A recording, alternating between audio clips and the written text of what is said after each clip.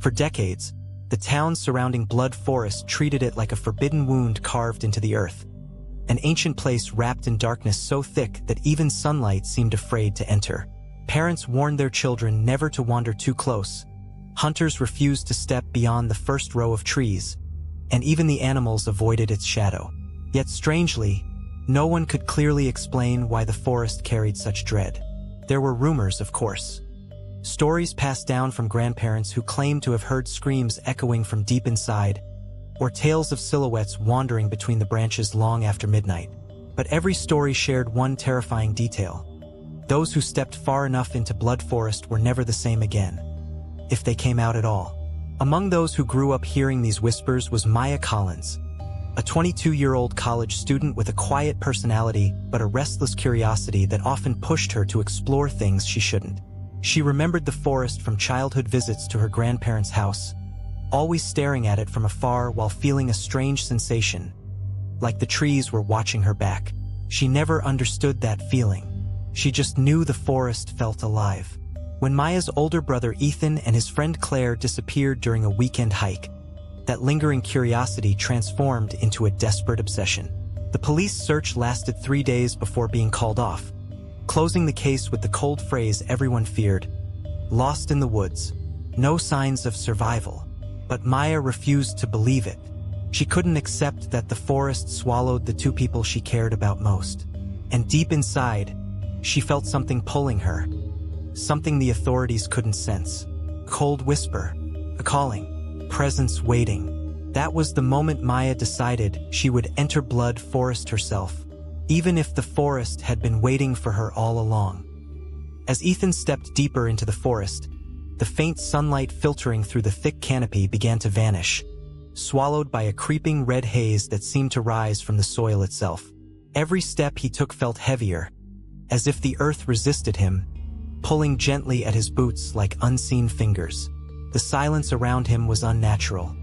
Not the peaceful quiet of a remote forest, but a suffocating stillness, as if every living creature had fled long ago. His phone had already lost signal minutes earlier, but what unsettled him more was the sensation of being observed. He turned several times, expecting to catch someone, or something, lurking behind the rotting trunks, but the forest only stared back at him with hollow stillness. Then he saw it. A torn piece of dark fabric hanging from a broken branch, soaked in something dark that glistened thickly under the dim light. He hesitated before touching it, but the moment he did, a chilling jolt shot through his arm, like an electric shock of pure dread. He dropped the fabric immediately, stumbling back as a rustling shivered through the bushes behind him. Ethan froze. The bushes moved again, slowly, deliberately, as if something was crawling through them with unsettling patience.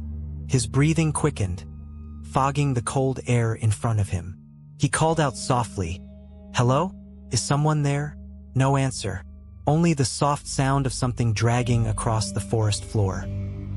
Ethan forced himself to move toward the source of the sound, driven by a mix of fear and a stubborn need to understand what was happening. The bushes trembled once more, and he lifted a branch cautiously. What he found first was a trail, deep, smeared streaks of crimson across the dirt, as if something injured had crawled desperately through the forest. The trail was long, uneven, and disturbingly fresh. His heart pounded as he followed it a few steps, noticing the ground was scattered with small bones. Animal bones, he hoped, though many looked unsettlingly similar to human fingers. A distant whisper drifted through the trees. It wasn't wind. It carried rhythm, tone, almost words. Ethan strained to listen, but the whispering swelled suddenly, surrounding him from every direction. It felt like dozens of voices speaking in low, frantic murmurs, pleading, warning, suffering. His body froze, instincts screaming for him to run, yet his legs refused to obey. Then, just as suddenly as it began, the whispers stopped. The silence slammed back into place. That was when Ethan noticed the carving on the nearest tree, deep claw marks etched into the bark, forming a crude symbol, a circle split by a jagged line. His fingers hovered over it, drawn to its strange pulse-like warmth. Before he could react, A chilling scream erupted in the distance, ripping through the quiet like a blade. It wasn't animal. It wasn't human. It was something in between. Claire tried to shake off the unease crawling under her skin as she followed Ethan deeper into the forest. The path, once firm under their boots, began to feel oddly soft, as if the ground itself was breathing. Maya, usually the quiet observer, stopped abruptly and pointed at a nearby tree. At first glance, it looked like a deep red fungus had grown across the bark. But then Claire noticed the patterns. They weren't random. They looked like fingers. 5 perfect streaks of dried crimson, dragged downward with violent force. Ethan laughed nervously. "Probably some kind of sap," he said, though his voice betrayed him.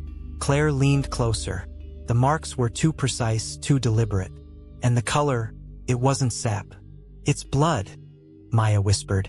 Before Claire could respond, a cold gust whistled through the trees, carrying a low, distant sound, almost like a groan. The forest grew still, unnaturally still, as if every creature had turned silent at once. Even the air seemed heavier. Claire watched the treetops sway, except one. A tall black pine stood completely motionless, as though it refused to join the wind. Then she saw it.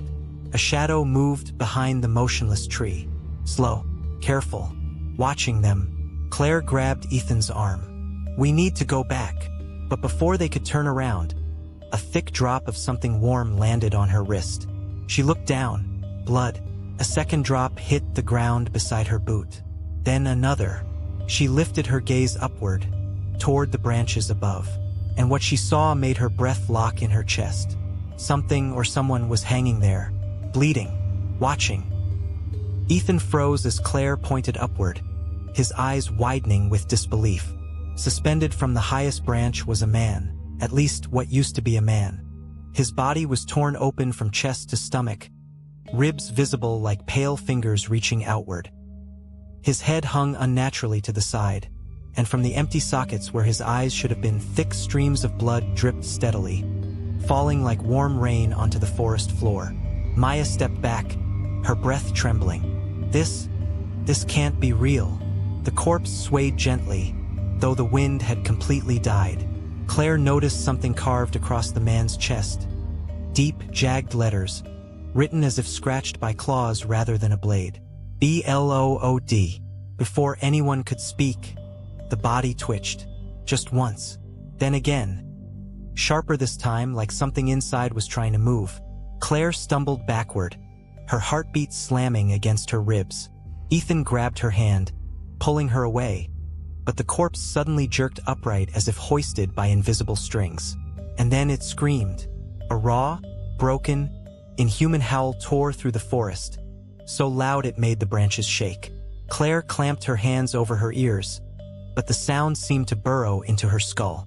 The hanging man lifted his head, jaw stretched too wide, and from the hollow darkness where his eyes had been, Claire saw movement.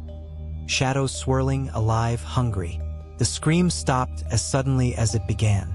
The body fell, crashed into the dirt, and the shadows that spilled out of its skull began crawling toward them.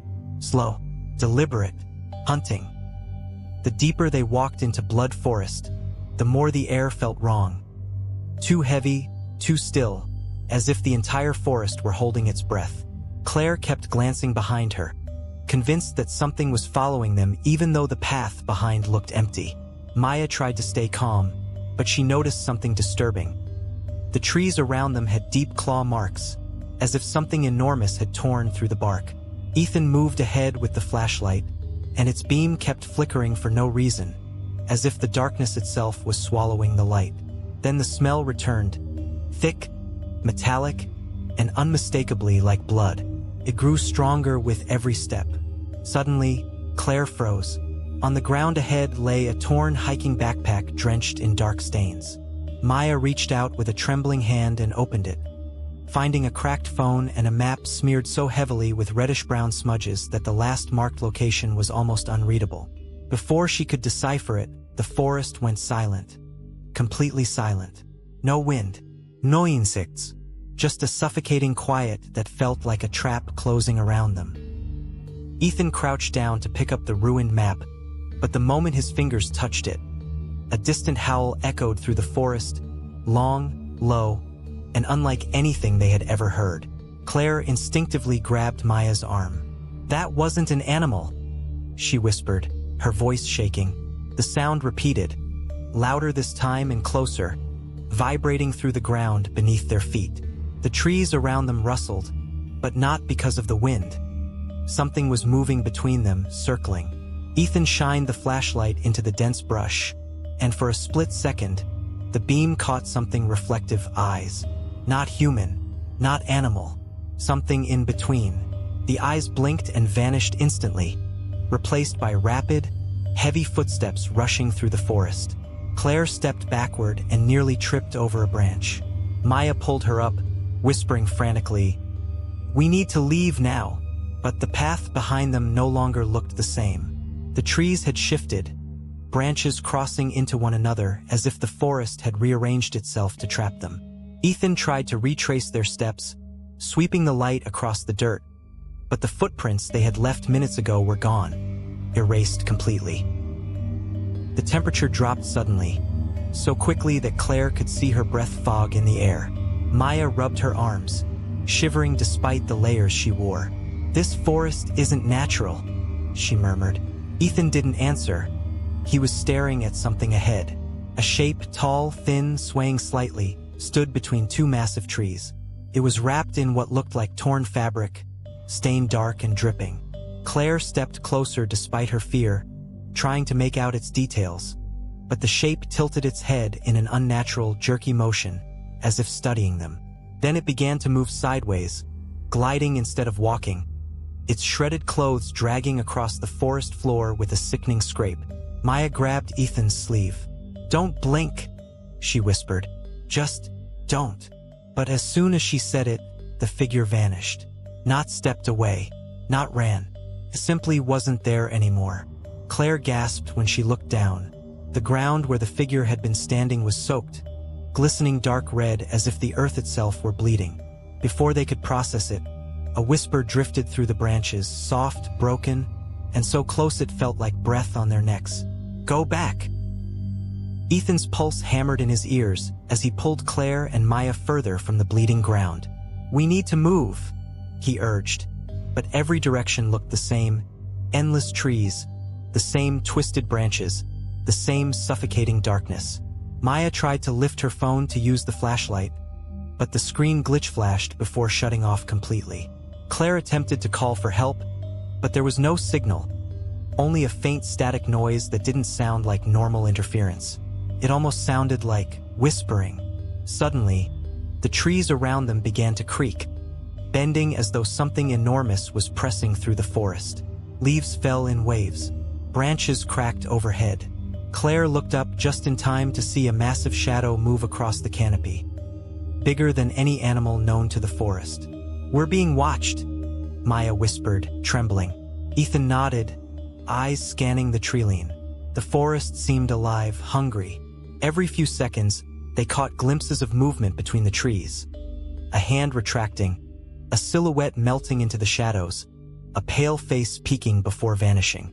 The forest wasn't just haunted, it was inhabited. The trio pushed deeper into the forest, hoping to find any sign of an exit, but instead they stumbled upon something far worse. A clearing filled with wooden totems, each carved with grotesque faces twisted in silent screams. Thick ropes of dried blood clung to them like veins. Claire gagged, stepping back, but Maya crouched to inspect one of the carvings. Her breath caught in her throat. These symbols, they're warnings. Ethan moved closer, noticing small bones tied to the tops of the totems, human bones. Before they could react, a sudden gust of icy wind swept through the clearing, extinguishing their flashlight for a second. When it flickered back on, every totem had turned, each one now facing them. A slow, dragging sound echoed from behind. They turned at the same time, and standing at the edge of the clearing was the same tall, shredded figure from before, but now closer and no longer alone.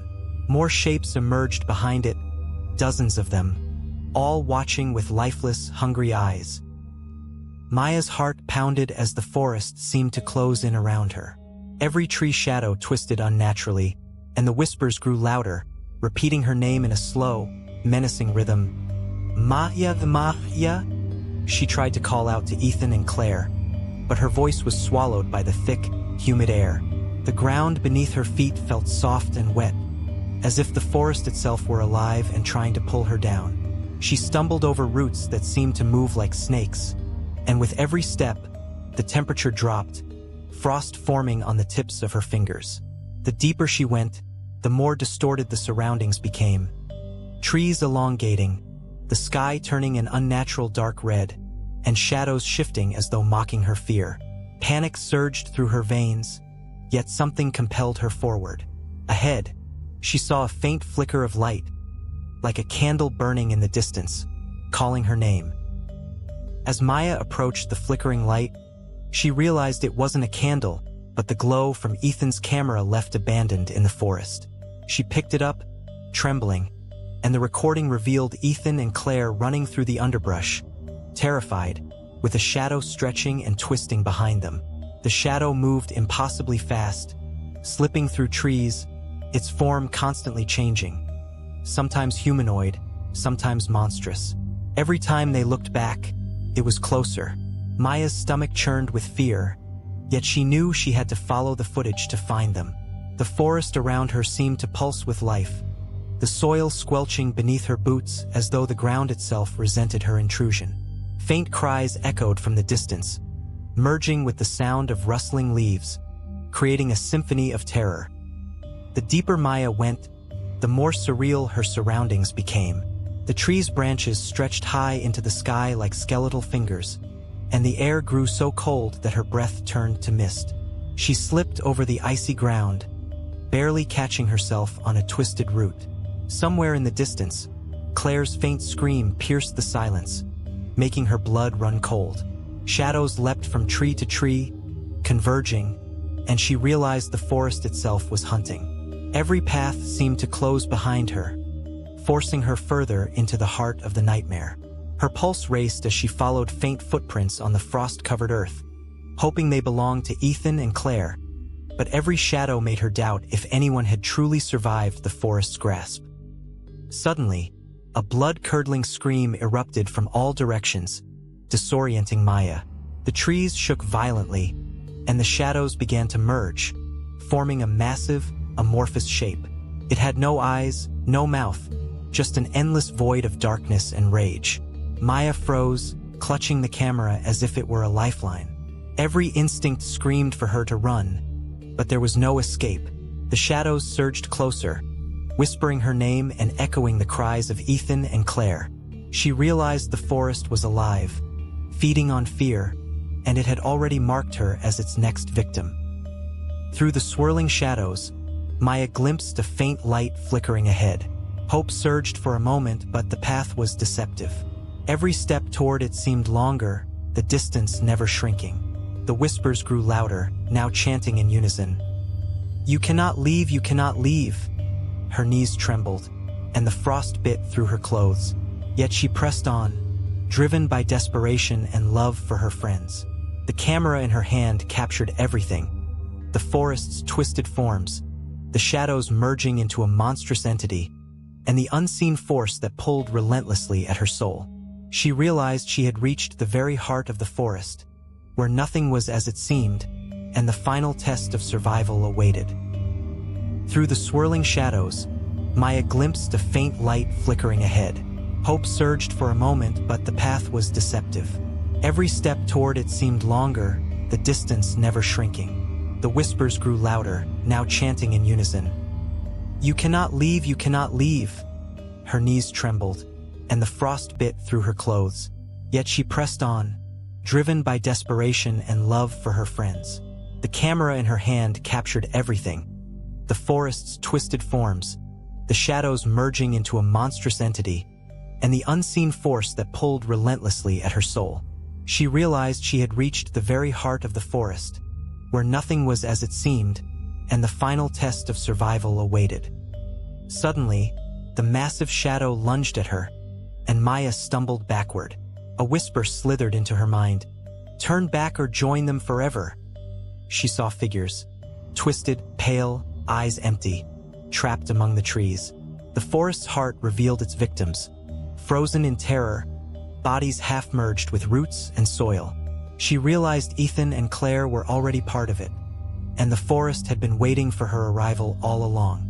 The camera captured everything: frozen screams, moving shadows, and an eternal darkness that reached for her soul. She screamed, but the sound was swallowed instantly. Maya ran blindly, branches slashing her arms, roots tangling her feet. Every turn led her back to the same clearing. The camera in her hand showed images she couldn't believe. Her friends' faces staring from the twisted shadows, mouths open in silent screams. The forest pulsed with anticipation, alive with every heartbeat she felt. She understood there was no escape. The forest didn't want to kill her. It wanted to make her a part of it, another whisper to call out to future intruders. Her vision blurred as the shadow engulfed her. Roots and branches coiled around her body, merging with her skin. Maya's screams turned into whispers, echoing through the forest like the others. She felt herself dissolving, her consciousness stretching into the dark canopy above. The camera slipped from her hands and continued recording, capturing the moment her humanity vanished completely. The forest fell silent again, but the camera kept rolling. In the dim glow, Maya's pale, eyeless face stared out, whispering, "The forest waits, it waits for all of you." The wind carried the echoes through the trees, ready to lure the next victims. Blood Forest had claimed another soul, and its legend grew darker with every heartbeat.